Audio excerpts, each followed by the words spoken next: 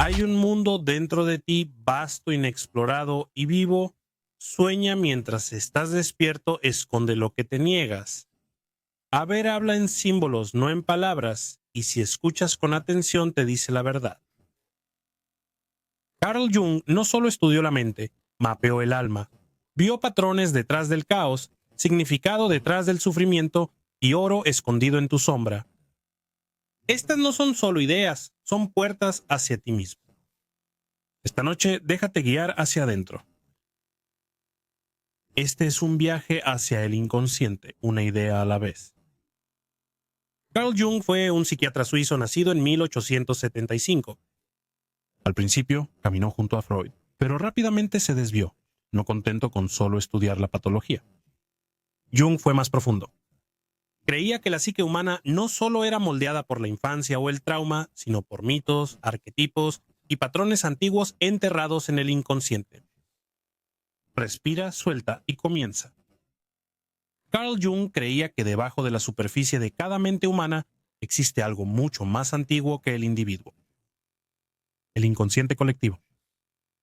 No está basado en tus vivencias. En cambio, es heredado, un plano psíquico que todos los humanos comparten sin importar la cultura, el tiempo o la geografía. Mientras que tu inconsciente personal está compuesto por recuerdos olvidados y sentimientos reprimidos, el inconsciente colectivo es diferente. Es impersonal. Contiene patrones universales, símbolos e instintos. Jung llamó a estos arquetipos que han existido en la psique humana durante miles de años. Lo ves en mitos que se repiten en civilizaciones que nunca se encontraron, en símbolos que aparecen en sueños de personas de diferentes continentes, en respuestas emocionales que parecen estar preprogramadas en nosotros. Jung no pensaba que la mente humana fuera una tabula rasa. Creía que nacemos con una especie de arquitectura interna, una profunda estructura de significado heredada. El inconsciente colectivo es la base de todo lo demás que sigue en su psicología. Y es desde esta vasta y tranquila capa de la mente de donde comienzan a surgir todas sus ideas más importantes. En el núcleo del inconsciente colectivo están lo que Jung llamó arquetipos, plantillas universales heredadas que dan forma a la manera en que percibimos y respondemos al mundo. No son recuerdos ni ideas específicas. Son más profundos que eso, más como patrones de energía o instintos psicológicos. Influyen en nuestra perspectiva sobre nosotros mismos, los demás y la vida. Puedes pensar en los arquetipos como personajes recurrentes en una historia: la madre, el héroe, el viejo sabio, el niño, el embaucador, la sombra. Estas figuras aparecen una y otra vez en la mitología, religión, folclore y sueños en todas las culturas de la historia. No son creados por la sociedad. Emergen desde dentro. Eso los hace arquetípicos. No los inventas, los descubres ya viviendo dentro de ti. Los arquetipos no son personalidades fijas. Son fuerzas dinámicas que se expresan de manera diferente dependiendo de quién eres, lo que has vivido y cuán consciente te has vuelto. Pueden guiarte o pueden controlarte. Pueden aportar sentido o provocar caos. Jung creía que para vivir una vida significativa, debes tomar conciencia de qué arquetipos te están formando y aprender a relacionarte con ellos en lugar de ser poseído por ellos. Entender los arquetipos significa entenderse a uno mismo a un nivel mucho más profundo. La sombra es una de las ideas más importantes y más malinterpretadas en la psicología de Jung. Representa las partes de ti mismo que rechazas, niegas o alejas. No solo rasgos negativos como la ira, la envidia o el egoísmo, sino también aspectos positivos como el poder, la confianza o el deseo. Si no encajan con la imagen que tienes de quién se supone que debes ser. La sombra se forma inconscientemente. Comienza en la infancia cuando te enseñan lo que es aceptable y lo que no lo es. Todo lo que se etiqueta como malo, no deseado o vergonzoso se aleja de tu conciencia hacia la sombra. Pero no desaparece, solo espera.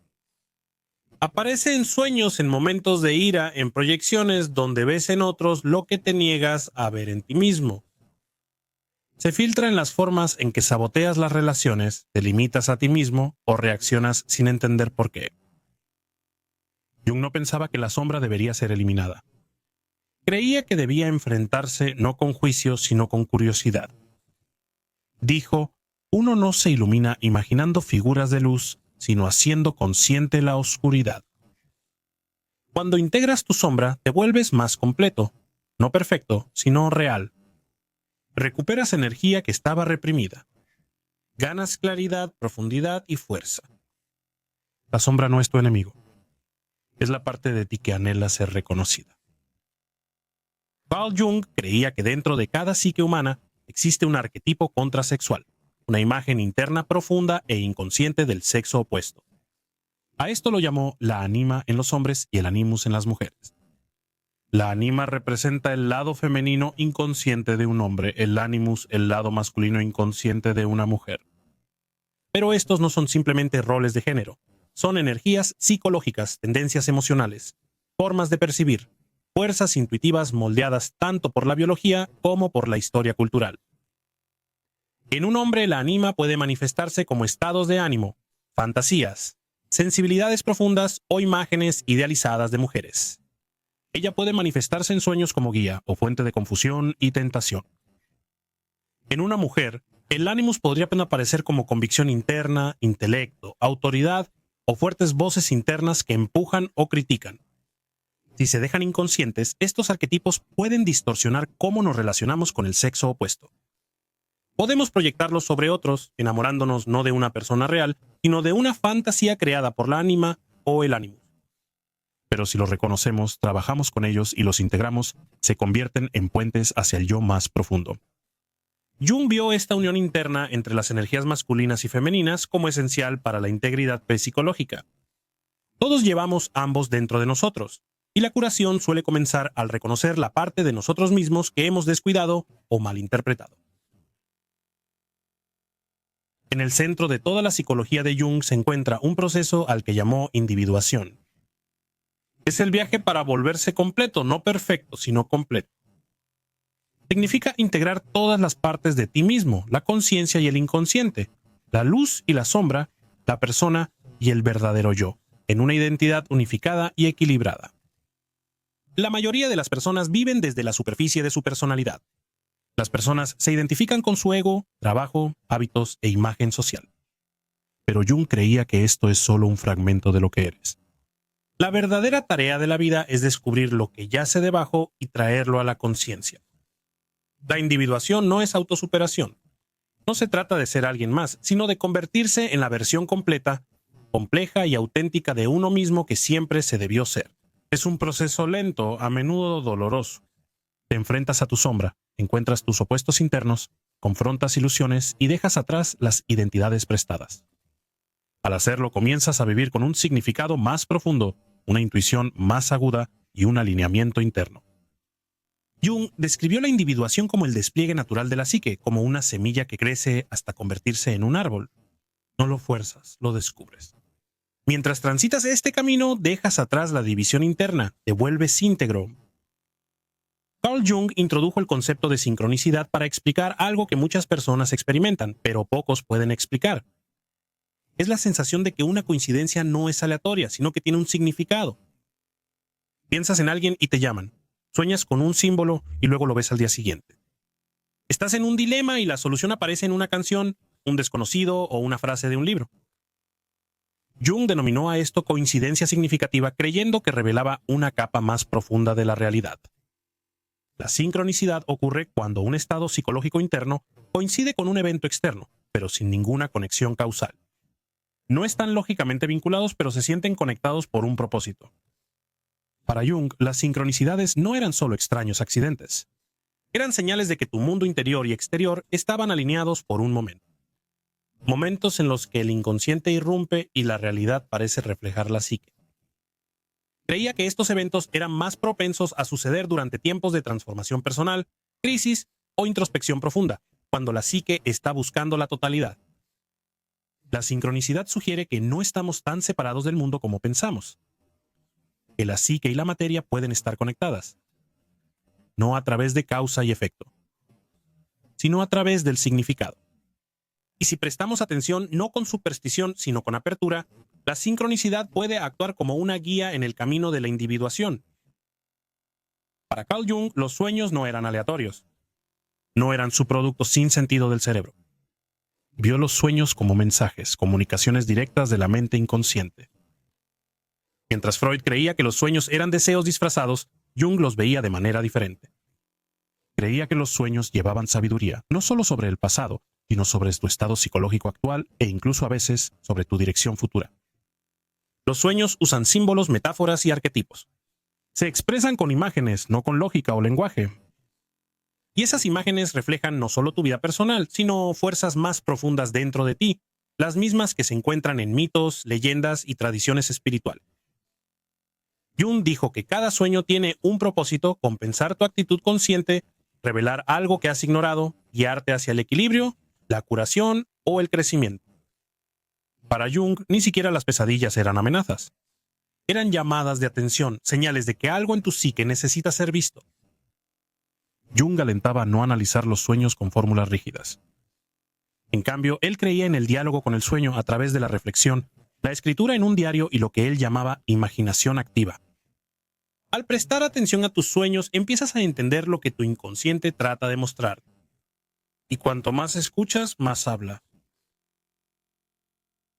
Carl Jung utilizó el término persona para describir la máscara social que llevas, la versión de ti mismo que presentas al mundo. No es falso, pero tampoco es la verdad completa. La persona se forma por su entorno, familia, cultura, trabajo y expectativas de la sociedad. Te ayuda a funcionar en la sociedad. Te permite desempeñar roles amigo-pareja, trabajador, estudiante y adaptarte a lo que otros esperan de ti. Pero los problemas comienzan cuando confundes la persona con tu identidad completa. Empiezas a creer que solo eres lo que el mundo ve: cortés, confiable, agradable o duro, distante, siempre en control. Ocultas lo que no encaja con la imagen. Tus miedos, dudas y deseos, y al hacerlo, creas una división entre quién eres y qué muestras. Jung no dijo que la persona fuera mala. Es necesaria. Sin ella estarías socialmente expuesto, vulnerable o abrumado. Pero si te apegas demasiado a la persona, si te identificas demasiado con ella, bloquea tu crecimiento. Pierdes contacto con tu vida interior.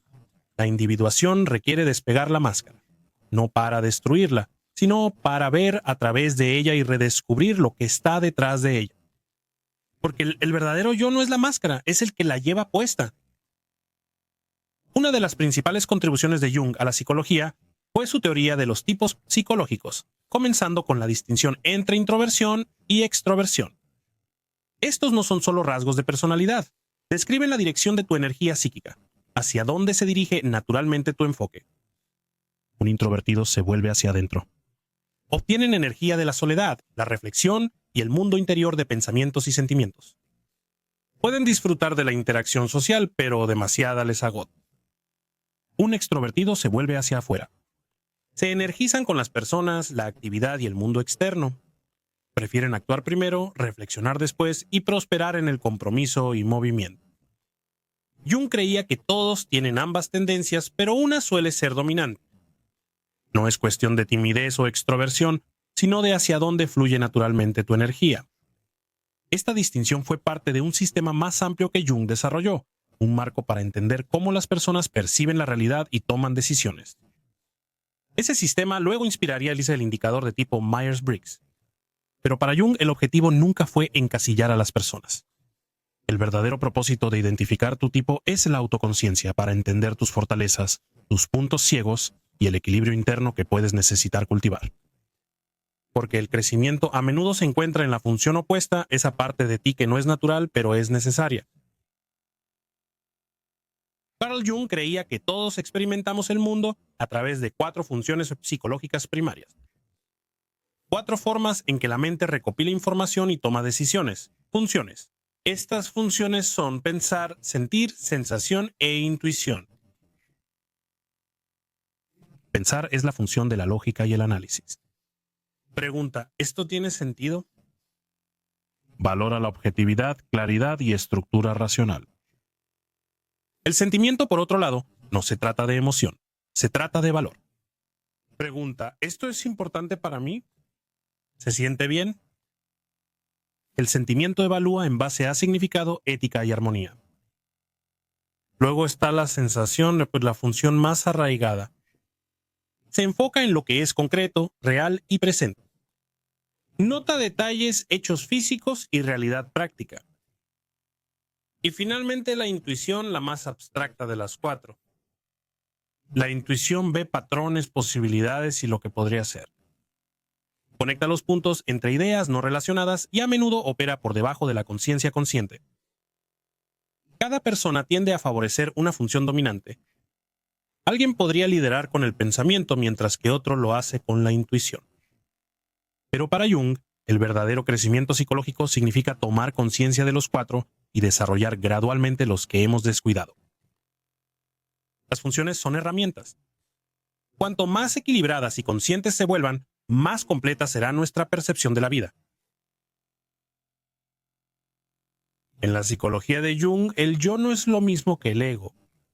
El ego es solo la parte consciente de tu identidad, el yo que crees que eres. Pero el yo es mucho mayor. El yo es la totalidad de la psique. Abarca la mente consciente, el inconsciente, la sombra, el ánima o animus y la personalidad. Es el plano completo de en quién debes convertirte. El ego es como una sola habitación, mientras que el yo es toda la casa. Jung creía que en lo más profundo de cada persona, el yo está constantemente tratando de expresarse, guiando tus sueños, atrayéndote hacia el equilibrio, instándote a crecer. No siempre es cómodo, porque el crecimiento a menudo significa confrontar lo que el ego queremos evitar. Tus miedos, tus puntos ciegos, tus falsas creencias. Pero el yo no es solo un concepto, es un centro interno vivo, una fuerza organizadora que te empuja hacia la totalidad, hacia una vida de autenticidad e integración. En varias tradiciones espirituales a esto se le llama alma. En la psicología junguiana es el yo, el objetivo de la individuación y la fuente de tu significado más profundo. Al alinearte con el yo, dejas de vivir superficialmente y comienzas a vivir desde el centro. En el modelo de Jung de la psique, el ego no es el villano, pero tampoco es toda la historia. El ego es el centro de tu conciencia consciente. Es tu sentido de identidad, el yo que toma decisiones, establece metas, reacciona al mundo y forma opiniones sobre quién eres. Sin ego no tendrías identidad propia. Proporciona continuidad, permitiéndote funcionar en el día a día. Es la parte de ti que dice esto soy yo. Pero es importante entender que el ego no es el yo total. Es solo una parte de un sistema psicológico mucho más grande. Cuando el ego piensa que es el todo, cuando se infla o se desconecta del inconsciente, ahí es cuando comienzan los problemas. Te vuelves rígido, reactivo y te desconectas de la inteligencia más profunda de la psique. Jung no quería que la gente destruyera el ego. Creía que el ego debía ser fuerte para manejar la individuación, pero flexible para escuchar al inconsciente. Un ego saludable no domina ni se derrumba. Actúa como un puente que une tu vida consciente con las partes más profundas de tu mente. No se trata de la muerte del ego, sino de su madurez. Jung creía que los símbolos son el verdadero lenguaje del inconsciente. A diferencia de los signos que apuntan a algo específico y literal, los símbolos apuntan a algo más profundo. Representan ideas, emociones y realidades internas que no se pueden explicar completamente con palabras. Un símbolo podría aparecer en un sueño, una serpiente, una montaña, una puerta. Podría surgir en el arte, en la mitología o incluso en una poderosa experiencia personal. Y aunque puedes intentar interpretarlo, el poder de un símbolo no proviene de ser resuelto, sino de ser sentido. Los símbolos son puentes entre la mente consciente y el inconsciente. Llevan mensajes desde lo más profundo, mensajes que tu mente racional puede que no entienda, pero tu intuición sí. Jung creía que a medida que avanzas en el proceso de individuación, el inconsciente envía símbolos para guiarte, advertirte, despertarte. Por eso veía las imágenes religiosas, los mitos y los arquetipos como psicológicamente reales, no solo como artefactos culturales, sino como reflejos de algo universal dentro de nosotros. Para Jung, los símbolos eran sacros. Son el medio de comunicación del alma. Si aprendes a prestarles atención en sueños, en sentimientos, en la vida misma, comienzas a entender tu mundo interior no solo intelectualmente, sino simbólicamente. Así comienza la transformación. No todos los mensajes del inconsciente llegan a través de los sueños. Algunos llegan cuando estás totalmente despierto, mediante imágenes, impulsos o voces internas que parecen surgir de un lugar más allá del pensamiento. La imaginación activa es una forma de interactuar con esos mensajes. En lugar de ignorarlos, entablas un diálogo. Comienza enfocándote en una imagen, tal vez de un sueño, o un sentimiento poderoso, o incluso un recuerdo repentino que no te deja ir. En lugar de analizarlo o apartarlo, le das espacio. Lo dejas hablar. Podrías cerrar tus ojos e imaginar una conversación con esa figura o símbolo. Podrías escribirlo, dibujarlo, pintarlo, no, o simplemente dejar que la escena se desarrolle en tu mente. No es soñar despierto, es un encuentro consciente con el inconsciente, un puente entre dos partes del yo. Esta técnica saca a la luz el contenido inconsciente, revela conflictos internos y da voz a las partes de ti que normalmente no se escuchan: el niño, el crítico, la sombra, la guía. Con el tiempo, estas figuras internas se vuelven más familiares, menos aterradoras y más integradas en tu personalidad consciente. La imaginación activa no se trata de control, se trata de relación, una conversación entre la superficie y las profundidades. A medida que exploras el inconsciente a través de sueños, símbolos, imaginación activa, algo comienza a cambiar. Comienzas a reconocer partes de ti mismo que habías olvidado, emociones que has enterrado, instintos que has ignorado, deseos que has negado. Y cuanto más traes estos aspectos ocultos a la conciencia, más completo te vuelves. Este es el proceso de integración, la unión gradual de las piezas fragmentadas de la psique. La integración no significa arreglar o borrar partes de ti mismo. Implica hacer espacio para ellas. Significa permitir la contradicción, la tensión y la complejidad sin necesidad de simplificar quién eres. Integras la sombra reconociendo lo que reprimes. Integras el ánima o ánimus escuchando a tu opuesto interno. Integras tus sueños, proyecciones, miedos y fantasías, no rechazándolos, sino comprendiendo su lugar dentro de tu historia más grande. Esto no es un evento único, sino un proceso de toda la vida, tranquilo, lento y a menudo invisible en la superficie. Pero cada percepción y cambio interno trae un sentido más profundo de alineación. El objetivo no es la perfección, es la coherencia interna. Una vida donde los mundos externo e interno se reflejan mutuamente y tus acciones coinciden con tu verdad. La integración es cómo lo inconsciente se vuelve consciente, y ahí es donde comienza la transformación. A medida que trabajas para integrar la psique, puedes comenzar a sentir algo inesperado, que tus luchas personales reflejan algo mucho más grande. Comienzan a sentirse míticos. Eso no es por accidente. Los mitos no son solo viejas historias de culturas olvidadas. Son mapas psicológicos, narrativas simbólicas que reflejan los patrones más profundos de la mente humana. A lo largo de la historia, la humanidad ha narrado historias similares. El viaje del héroe, el descenso al inframundo, el sacrificio, la transformación, el renacimiento. Estos temas recurrentes no solo hablan de la cultura, sino de la estructura del alma. Los mitos dan forma a lo que el inconsciente sabe, pero no siempre puede decir. Externalizan lo que está sucediendo dentro de tus miedos, tus anhelos, tus conflictos, tu potencial. Por eso te atraen ciertos personajes, símbolos y tipos de historias. No son aleatorios. Resuenan con tu realidad interna.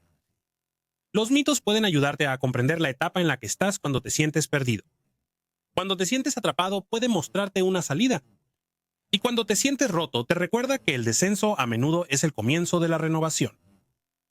No solo lees mitos, los vives a tu manera, en tu propio tiempo. Y cuanto más consciente te vuelves del mito en el que estás, más poder tienes para darle forma. Hay una paradoja en el corazón de la transformación. El sitio de tu dolor más profundo suele ser donde empieza tu mayor sanación.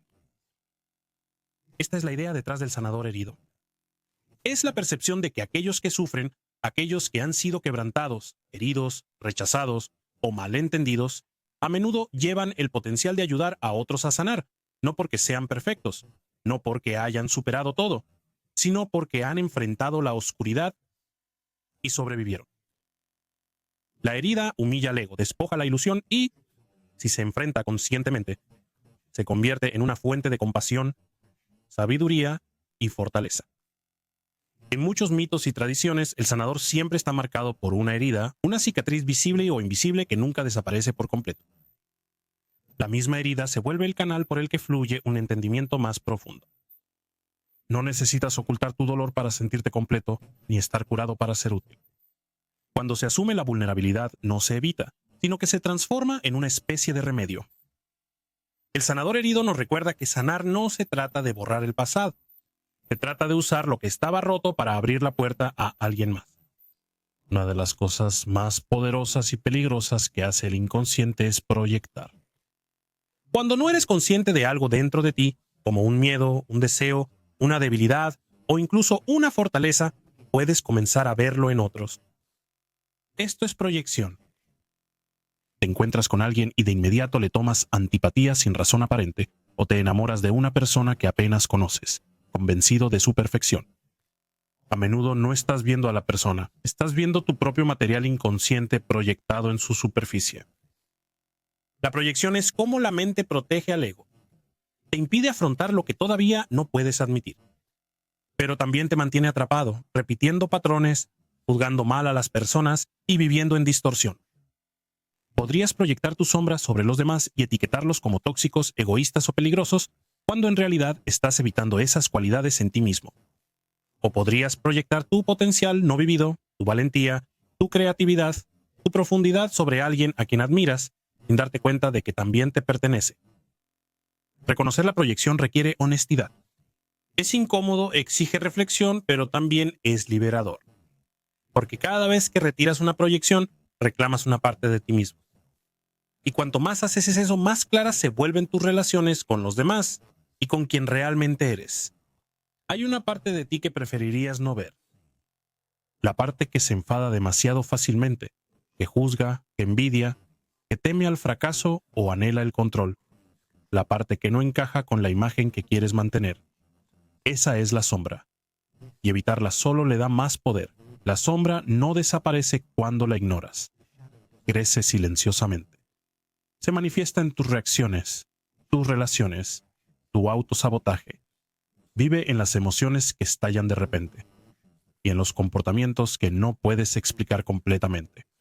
Enfrentar la sombra significa mirar hacia adentro y elegir ver lo que ha estado oculto. Significa poseer tu oscuridad no para complacerla, sino para entender. Porque lo que reprimes no desaparece. Te controla desde abajo.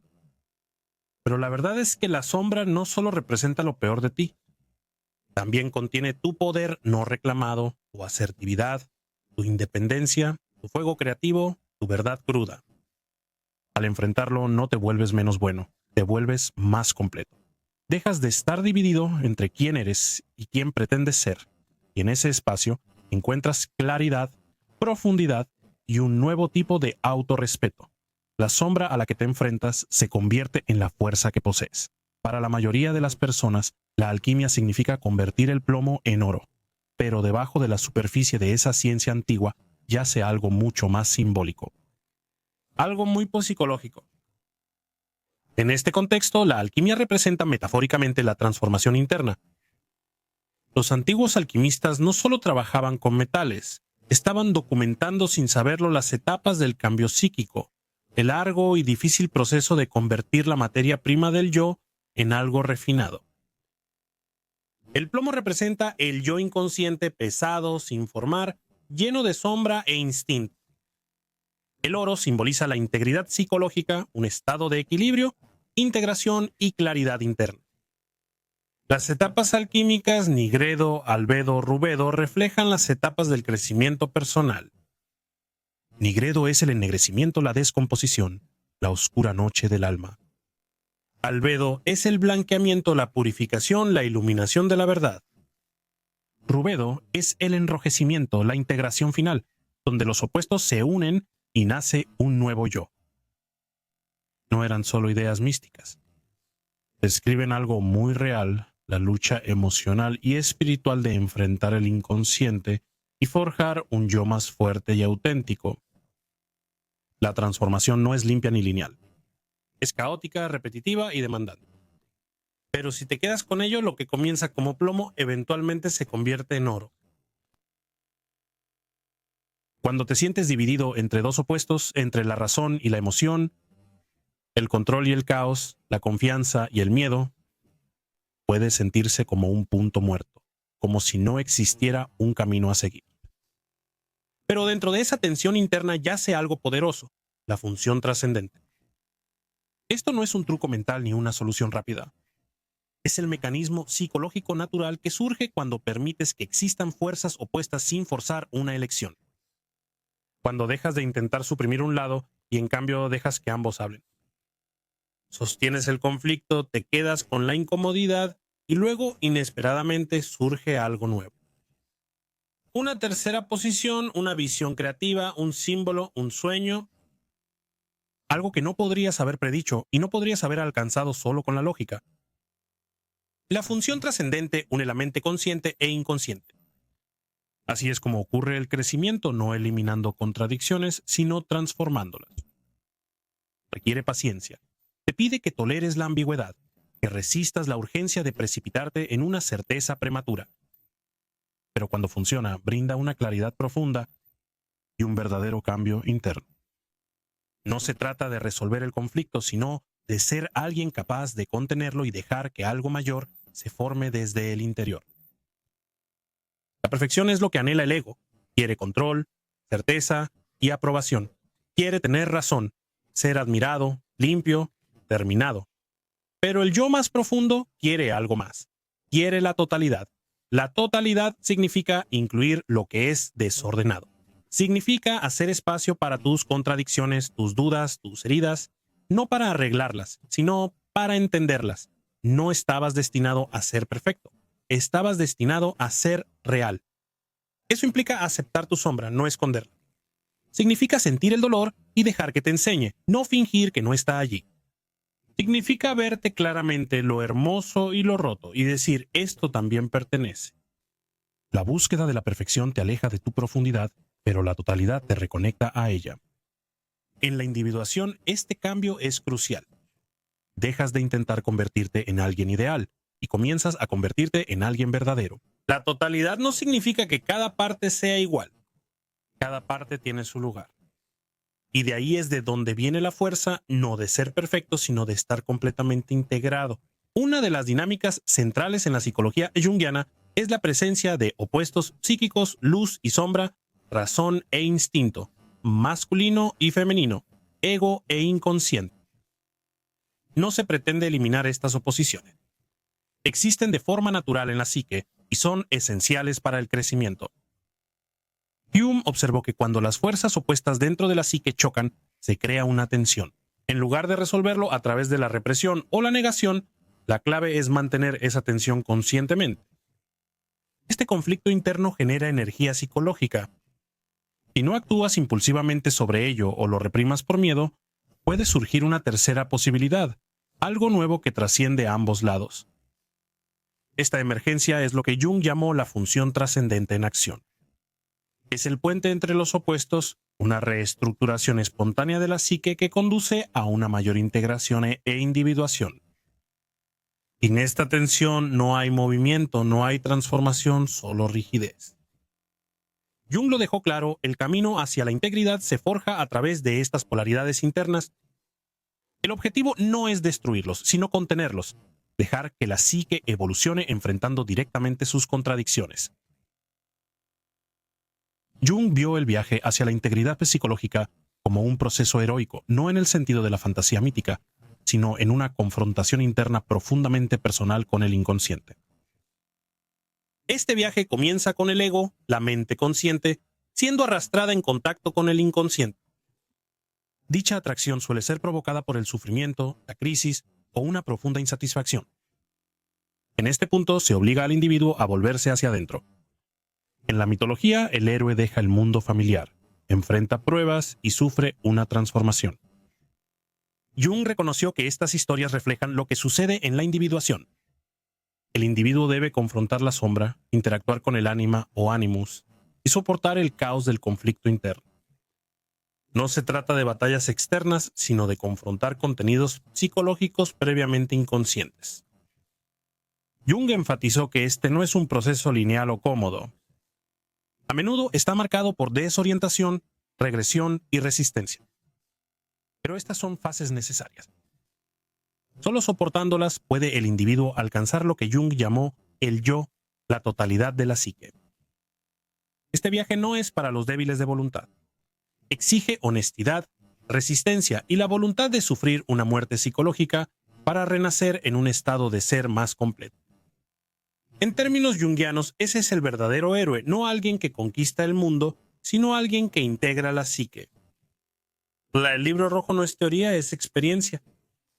Documenta un periodo crítico en la vida de Jung, comenzando alrededor de 1913, cuando se separó de Freud y descendió a lo que él llamó una confrontación con el inconsciente. En lugar de suprimir las intensas visiones, fantasías e imágenes simbólicas que surgieron durante este tiempo, él se involucró con ellas, directamente. Utilizó un método que más tarde se formalizó como imaginación activa, registrando diálogos, dibujos y narrativas simbólicas que surgieron de su mundo interior. Este proceso no era para exhibir. Era privado. Jung no publicó el libro rojo en su vida, lo consideró un registro de su proceso personal de individuación. Dentro de él encuentras la aparición temprana de muchas de sus ideas centrales: la sombra, la ánima, el yo, los arquetipos y el papel del mito y el símbolo en la transformación psíquica. Jung no estaba analizando a pacientes en estas páginas, se estaba analizando a sí mismo. Una vez dijo que todo lo que luego desarrolló en su sistema psicológico se originó de esta experiencia. El libro rojo es prueba de que Jung no solo teorizó sobre el inconsciente, vivió en él, dialogó con él y dejó que le diera forma a su psique. Sirve como un recordatorio. La psicología profunda no se trata solo de observación. Se trata de participación. En el análisis junguiano, la integración de la sombra no es opcional. Es fundamental para la curación y la madurez psicológica. La sombra contiene todo lo que el ego se niega a reconocer: impulsos moralmente inferiores, rasgos socialmente inaceptables, pero también potencial sin explotar e instintos vitales. Si se deja inconsciente, permanece separado, influyendo en tu comportamiento desde abajo, a menudo a través de la proyección, el autosabotaje o las reacciones irracionales. La integración no significa complacer a la sombra o actuarla. Significa hacerla consciente, identificarla, apropiarse de ella y entender su papel en tu estructura psíquica. Este proceso suele comenzar con resistencia. El ego no quiere ver lo que considera vergonzoso o peligroso. Pero cuanto más lo evitas, más poder tiene la sombra. A través de métodos como el análisis de sueños, la imaginación activa y la autoindagación honesta, comienzas a recuperar estas partes negadas. Comienzas a reconocer tu propia capacidad para rasgos que antes solo veías en otros. Jung fue claro. La sombra no solo es oscuridad, sino también energía, creatividad y autenticidad. Es donde está enterrada gran parte de tu personalidad no desarrollada. La sanación genuina conlleva integración, no perfección. Al enfrentar tu sombra conscientemente, reduces su control destructivo y recuperas partes de ti mismo que se habían perdido. La totalidad solo es posible cuando todo está iluminado. Una de las principales ideas de Jung fue que el inconsciente no simplemente refleja contenido reprimido, sino que compensa activamente los desequilibrios en tu actitud consciente. En otras palabras, si tu mente consciente se vuelve demasiado unilateral, demasiado racional, demasiado rígida, demasiado inflada, el inconsciente responderá con material que reintroduce los elementos descuidados. Esta compensación a menudo aparece en los sueños, donde el contenido parece irracional o emocionalmente cargado, pero en realidad sirve para restaurar el equilibrio psicológico. Por ejemplo, si alguien está demasiado identificado con su intelecto, el inconsciente puede confrontarlo con sueños llenos de emoción cruda o instinto. Si alguien se ve a sí mismo como moralmente impecable, el inconsciente podría presentar imágenes de agresión o sexualidad, no como condena, sino como corrección. Esto no es aleatorio, es una forma de autorregulación psíquica. El inconsciente no quiere destruir el ego, quiere equilibrarlo. Jung vio esta función compensatoria como evidencia de que la psique no es caótica, sino que tiene un propósito. Cuando ignoras estas compensaciones, la psique se intensifica. Los sueños, los síntomas y finalmente la crisis se manifestaron en ese orden. Escuchar al inconsciente e interpretarlo con honestidad te permite ajustar tu actitud consciente antes de que colapse en neurosis o fragmentación. No se trata de control, se trata de cooperación con la inteligencia más profunda de la psique. Jung distinguió entre dos capas fundamentales del inconsciente, el inconsciente personal y el inconsciente colectivo. El inconsciente personal está compuesto por contenido que alguna vez fue consciente pero ha sido olvidado o reprimido. Esto incluye recuerdos, complejos emocionales y experiencias específicas de tu propia vida. Es único para ti, moldeado por tu biografía, relaciones y entorno. Pero debajo de eso yace el inconsciente colectivo, una capa más profunda y universal de la psique que no se adquiere, sino que se hereda. A diferencia del inconsciente personal, el inconsciente colectivo contiene arquetipos, patrones universales, símbolos y estructuras que moldean cómo cada humano piensa, siente y sueña, independientemente de la cultura o la educación. Jung argumentó que esto es porque mitos similares, símbolos y motivos de sueños aparecen en civilizaciones sin contacto porque emergen del mismo sustrato psíquico. Para aclarar, el inconsciente personal contiene tus experiencias olvidadas. El inconsciente colectivo contiene lo que la humanidad siempre ha sabido, pero nunca aprendió. Entender esta distinción es crítico. Muchos problemas psicológicos no son solo traumas personales. Son expresiones de dinámicas arquetípicas más profundas que requieren una visión simbólica, no solo un análisis superficial. El trabajo clínico de Jung dejó claro que para realmente sanar e individualizarse, debes trabajar a través de ambas capas, la personal y la colectiva. Jung empleó el término luminoso para describir experiencias que son abrumadoras más allá de la comprensión racional y cargadas de un profundo poder emocional.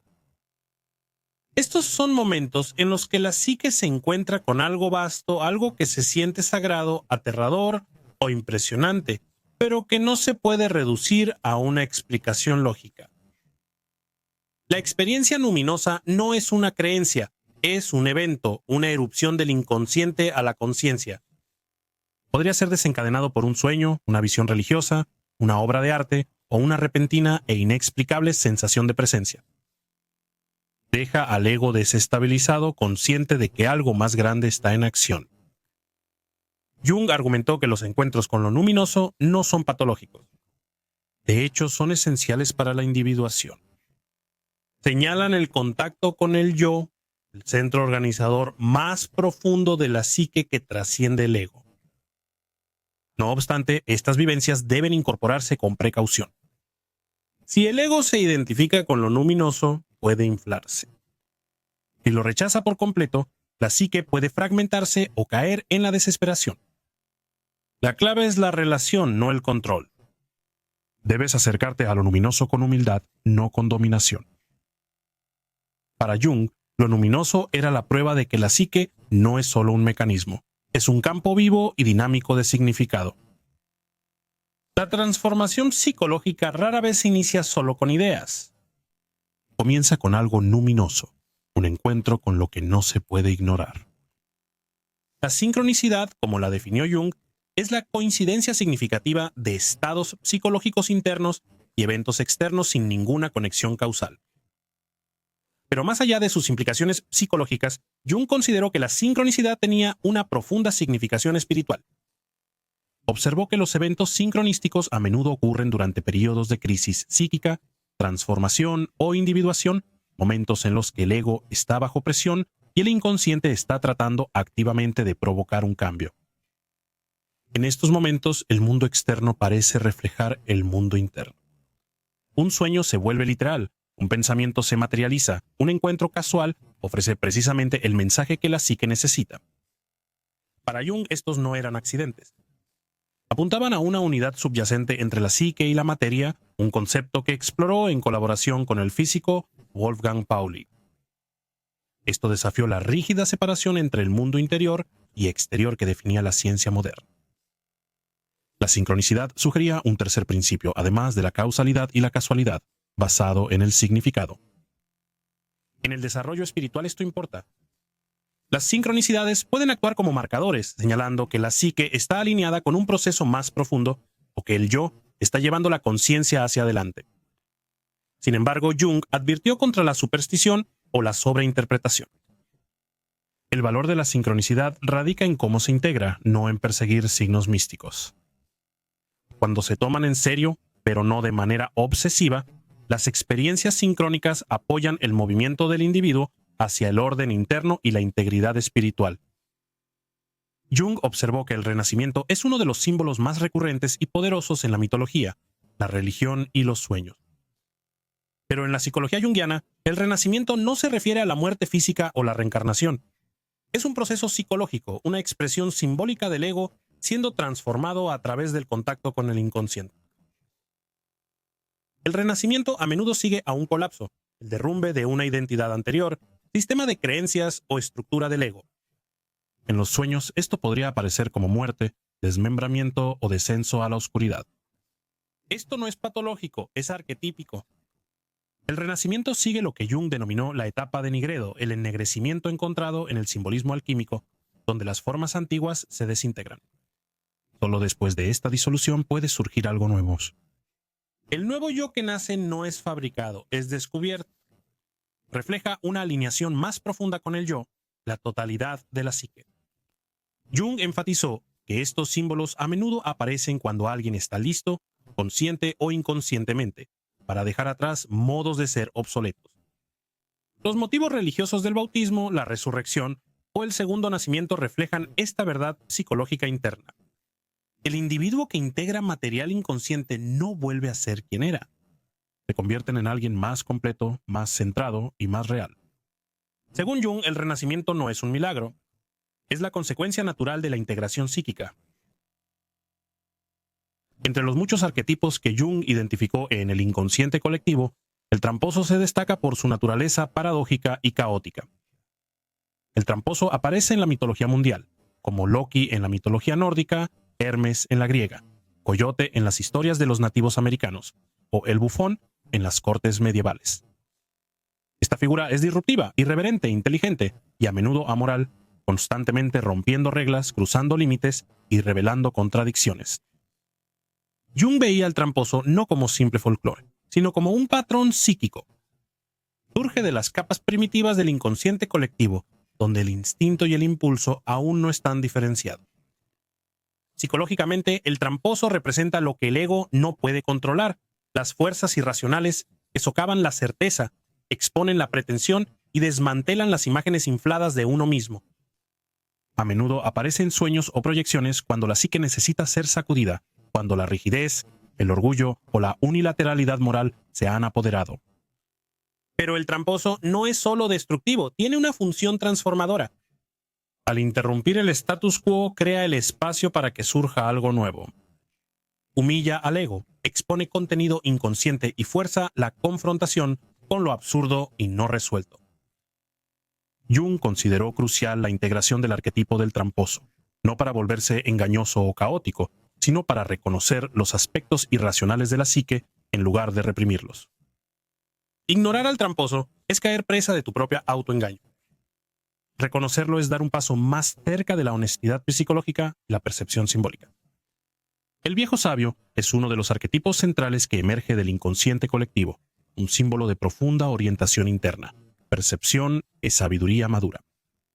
Esta figura aparece en la mitología y la literatura como Merlín en la leyenda arturiana, Gandalf en el universo de Tolkien o Yoda en el mito moderno. En sueños y fantasías puede manifestarse como maestro, ermitaño, mago o guía espiritual.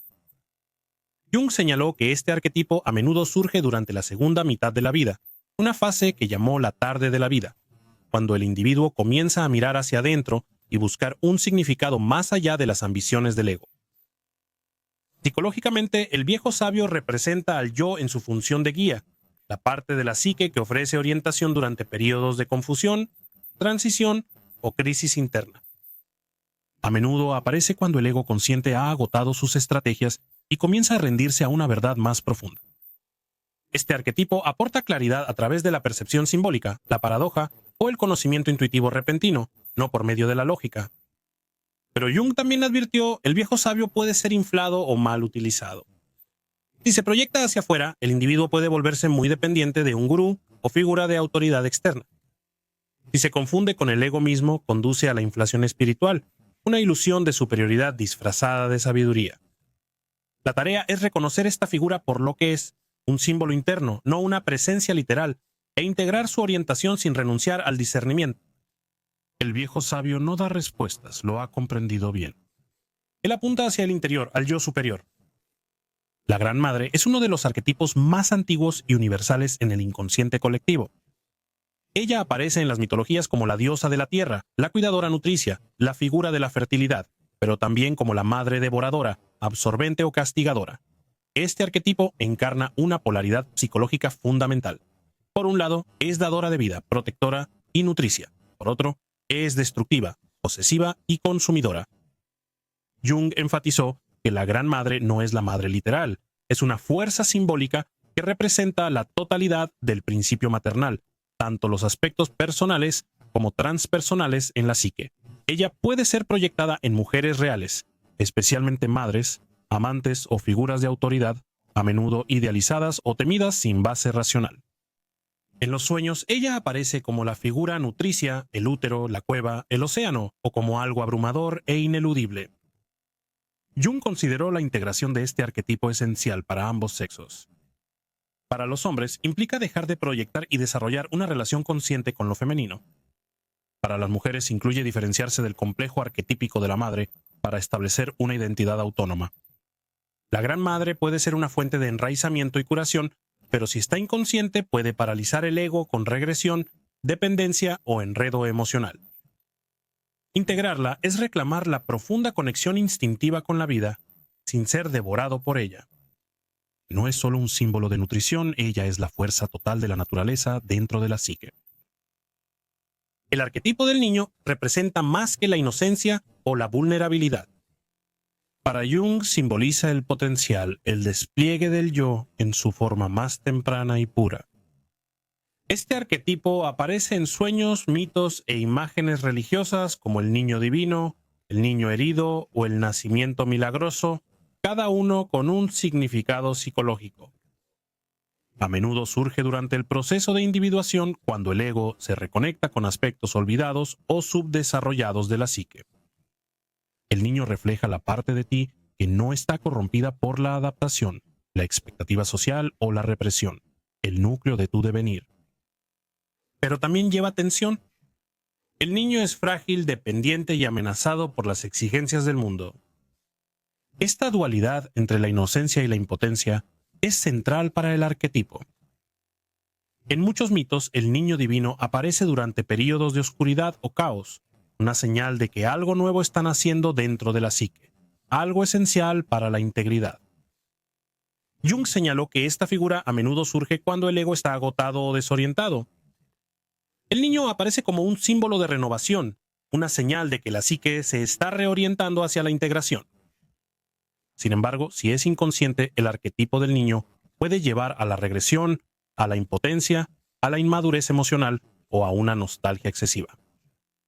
La tarea no es volver a la infancia, sino integrar las cualidades que representa el niño: creatividad, espontaneidad, apertura y conexión con el yo. El niño es la semilla del futuro, no quien fuiste una vez, sino quien todavía te estás convirtiendo. El concepto de Jung de la sombra a menudo se malinterpreta como algo puramente negativo, un contenedor para la ira, la envidia, la agresión y la vergüenza. Pero Jung enfatizó un punto crítico. La sombra también contiene un potencial no vivido. Una vez escribió, la sombra es 90% oro puro. Lo que quiso decir es que junto a los rasgos socialmente inaceptables que reprimimos, también enterramos cualidades que fueron desalentadas, malentendidas o temidas. Fuerza, asertividad, creatividad, sexualidad, independencia, ambición, espontaneidad. En muchos casos, estos aspectos dorados se separaron durante la infancia o el desarrollo temprano, porque no encajaban con la imagen que se esperaba que mantuviéramos. Como resultado, los individuos a menudo proyectan estas mismas cualidades en los demás, admirando a las personas que parecen libres, audaces o creativas, sin darse cuenta de que estos rasgos son parte de su propia sombra reprimida. Jung creía que el proceso de individuación requiere reclamar este oro. No implica actuar por impulso sin reflexionar. Significa reconocer e integrar conscientemente las partes desposeídas de la personalidad, incluso cuando contradicen tu ideal del ego. En el análisis, esto suele ser el punto de inflexión. Las personas descubren que lo que más temían de sí mismas no era peligroso, era poderoso. Era justo lo que requerían para desarrollarse. La sombra no es solo oscuridad, es todo lo que eres que aún no has llegado a ser. Jung advirtió repetidamente contra el peligro de la simplificación psicológica. La psique no es mecánica, y los seres humanos no se pueden reducir a categorías ordenadas, dogmas o ideologías rígidas.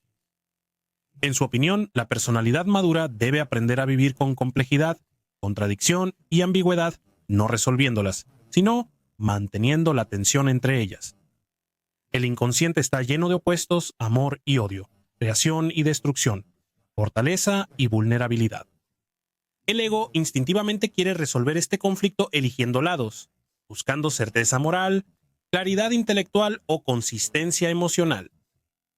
Pero Jung enseñó que el verdadero crecimiento psicológico exige lo contrario, tolerar la incertidumbre el tiempo suficiente para que surja una síntesis más profunda.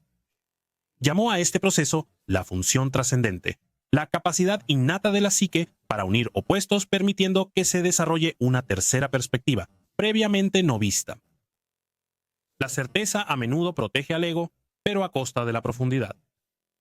Las personas se aferran a creencias rígidas, etiquetas o identidades, no porque sean verdaderas, sino porque son más fáciles de manejar que la complejidad. Sin embargo, sin complejidad no hay individuación. Solo hay imitación viviendo la verdad de alguien más, no la tuya. Jung creía que la totalidad requiere una disposición a sufrir contradicciones, a decir aún no entiendo completamente, a reconocer que varias verdades pueden existir simultáneamente y que la integración lleva tiempo. La certeza puede ofrecer consuelo, pero es en la complejidad donde se despliega el yo. Jung dejó una cosa absolutamente clara. La psique es real. Sostuvo que la gente moderna suele tratar los pensamientos, sueños, fantasías y experiencias internas como algo meramente mental, secundario a la realidad física. Pero en el marco de Jung, la psique no es imaginaria. No es ficción.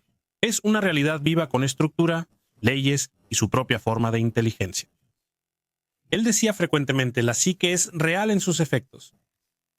Si una idea, un sueño o un complejo inconsciente puede alterar tu comportamiento, moldear tu identidad o afectar tu estado emocional y físico, entonces ese es real, no materialmente, pero sí psicológicamente. El fracaso al tomar en serio la psique es lo que Jung vio como la enfermedad espiritual de la modernidad. Al reducir todo a biología, sociedad o lógica, nos desconectamos de las fuerzas simbólicas y arquetípicas que animan nuestras vidas.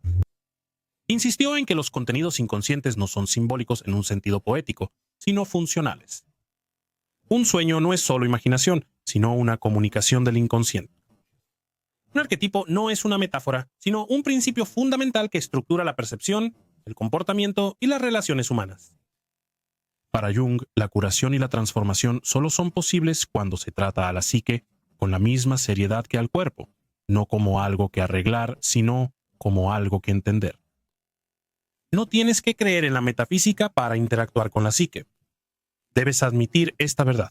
Tu mundo interior tiene consecuencias. Una de las realizaciones más importantes e inquietantes de Jung fue que el inconsciente es autónomo. No es pasivo. No simplemente almacena recuerdos olvidados o deseos reprimidos. Tiene su propia inteligencia, su propia agenda y a veces opera completamente independiente del ego. No eliges tus sueños, no eliges tus pensamientos intrusivos, complejos o reacciones emocionales. Suceden y a menudo contradicen tus valores conscientes, planes e imagen de ti mismo. Jung observó que el inconsciente se comporta como un sujeto interno. Presenta opiniones, críticas, contenido simbólico y a veces incluso confrontaciones directas con el ego. En el trabajo de sueños y la imaginación activa, estos contenidos autónomos a menudo aparecen como personajes con su propia voz, intención y resistencia. Por eso Jung consideraba esencial el diálogo con el inconsciente. No se trata de control, sino de relación. Puedes reprimirlo, negarlo o combatirlo. Si se ignora, el inconsciente se manifestará a través de la proyección, neurosis, síntomas somáticos o patrones repetitivos inexplicables similares al destino. Jung trató al inconsciente con respeto, no con miedo. No lo redujo a impulsos primitivos como lo hizo Freud. Lo vio como un socio en el proceso de individuación, uno que debe ser escuchado, desafiado e integrado. Vivir inconscientemente es ser poseído por lo que te niegas a enfrentar. Vivir en relación con lo inconsciente es comenzar el trabajo de volverse completo.